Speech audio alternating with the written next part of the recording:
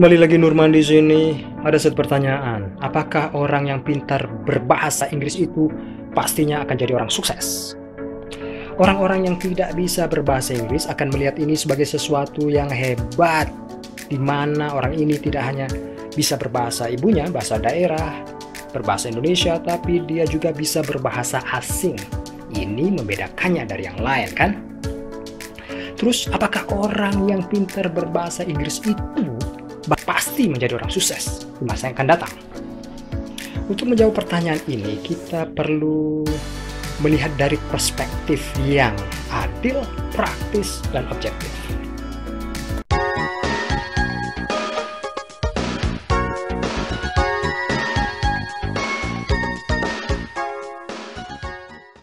Kita lihat dulu dari kepintaran.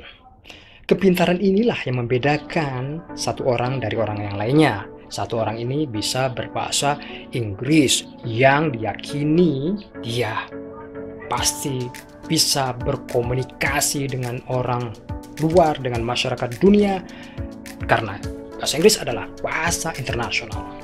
Namun kepintaran ini dilihat dari sisi mana dulu?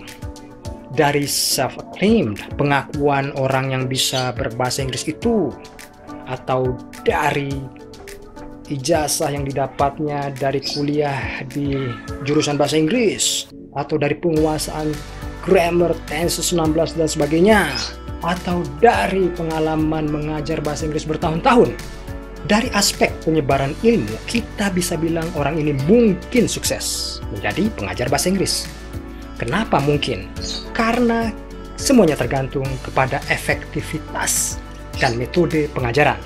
Bisa saja orang ini sukses mengajar bahasa Inggris, tapi siswanya they cannot speak. Bisa saja dia menjadikan siswanya mendapatkan nilai bagus di sekolah, but they just cannot speak. Jadi dia sendiri yang merasa sukses karena jam terbangnya.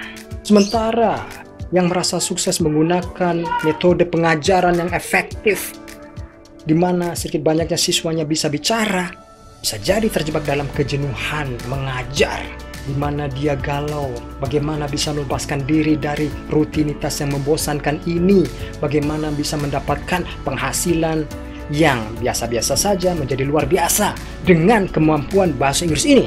Inilah kuncinya, inilah poinnya, obsesi. Karena bila dibandingkan dengan karir-karir lain di dunia ini, mengajar bahasa Inggris itu mendapatkan penghasilan yang tidak seberapa.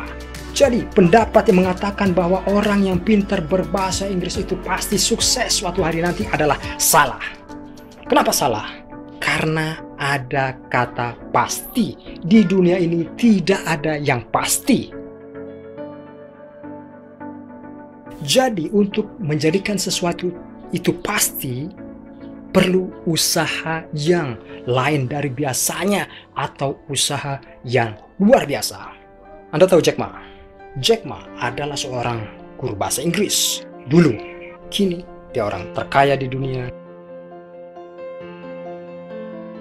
Pendiri Alibaba yang seluruh dunia tahu, situs e-commerce yang terkenal ini. Jack Ma belajar bahasa Inggris secara otodidak. Dia belajar dari membawa orang-orang asing ke tempat-tempat wisata.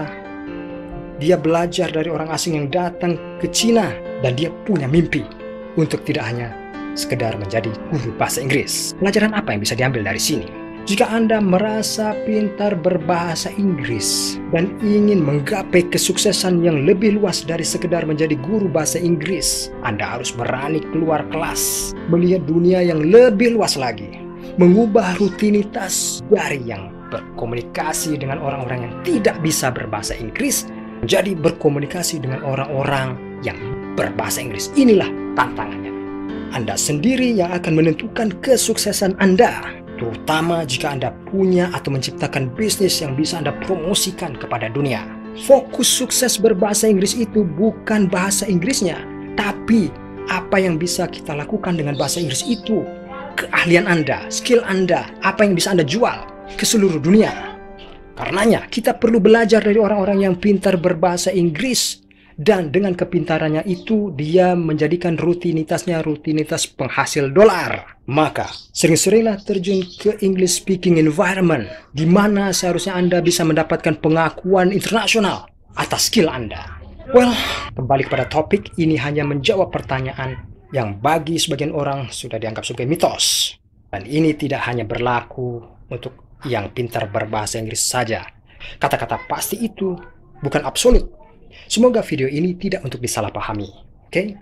Bagaimanapun jika Anda merasa Anda tidak punya keahlian dan hanya bisa mengajar bahasa Inggris saja, silakan. Tidak ada yang perlu disedihkan. Karena ini adalah sebagai suatu keahlian di mana ini menghasilkan. Dan jika Anda mau berusaha lebih gigih lagi, Anda tidak hanya menjadi guru kelas, tapi menjadi guru perusahaan yang mempunyai jaringan, bahkan bisa mendirikan perusahaan. Kita semua berlomba-lomba meraih kesuksesan. Oke, thank you for watching this video. Beri jempol jika Anda suka. Jika Anda tidak sependapat dengan saya, silakan beri komentar, bagikan dengan yang lain. Subscribe bila belum subscribe channel ini. Kita jumpa lagi di lain waktu. Bye.